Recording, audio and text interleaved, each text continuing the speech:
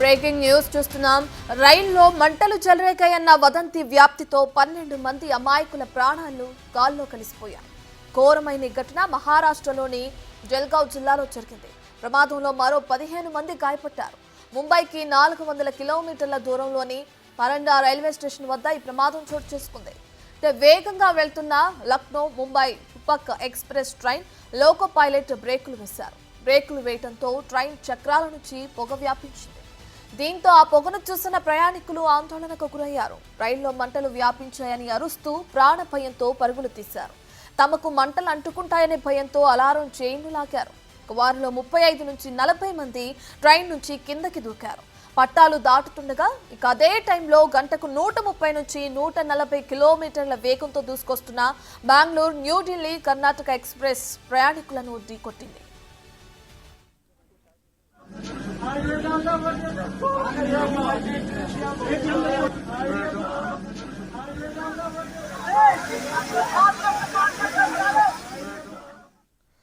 రైలు ఆగుతుండగా ప్రయాణికులు 2 వైపుల నుండి కిందకి దూకారని, వారిలో అవతలి ట్రాక్ వైపు దిగిన వారు ప్రమాదానికి గురయ్యారని ప్రత్యక్ష సాక్షులు చెప్పారు.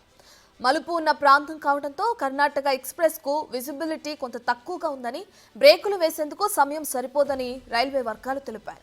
2 రైళ్ల లోకో పైలట్లు అన్ని నిబంధనల్ని పాటించారని, ప్రమాదం జరగకుండా శక్తి మేరకు ప్రయత్నించారని స్పష్టం చేశాయి.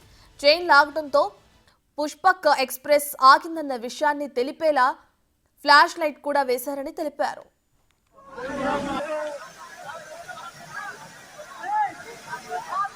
పుష్పక్ ఎక్స్ప్రెస్ రైల్లోని జనరల్ బోగి బ్రేకులు పట్టేయటం లేదా ఇరుసు బిగుసుకోవటం వల్ల చక్రాలు తిరగక నిప్పురవ్వలు ఎగిసిపడి పొగలు కూడా వచ్చినట్లు ప్రాథమికంగా తెలుస్తుందని రైల్వే అధికారులు చెప్పారు.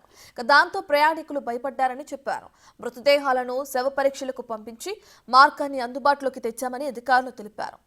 గాయపడిన వారికి ప్రాణాపాయం లేదని మహారాష్ట్ర మంత్రి గిరీష్ మహాజన్ తెలిపారు. మంటలు చెలరేగాయనే వదంతులు వ్యాప్తి చేస్తున్న వారిపై కఠిన చర్యలు తీసుకోవాలని, అలాగే మృతుల కుటుంబాలకు నష్టపరిహారం చెల్లించాలని ఏఐసీసీ అధ్యక్షుడు మల్లికార్జున ఖర్గే విజ్ఞప్తి చేశారు. మృతుల సంఖ్య పెరిగే అవకాశం ఉందని మహారాష్ట్ర మంత్రి చెప్పారు.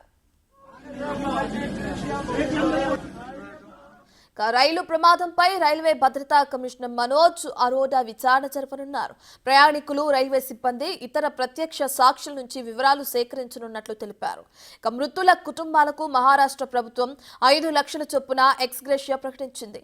ఘటనపై మహారాష్ట్ర సీఎం దేవేంద్ర ఫడ్నవీస్ విచారణ చేపట్టారు. అలాగే విచారం కూడా వ్యక్తం చేశారు. క్షతగాత్రుల వైద్య ఖర్చుల్ని ప్రభుత్వమే భరిస్తుందని దావోస్ నుంచి వీడియో సందేశంలో తెలిపారు.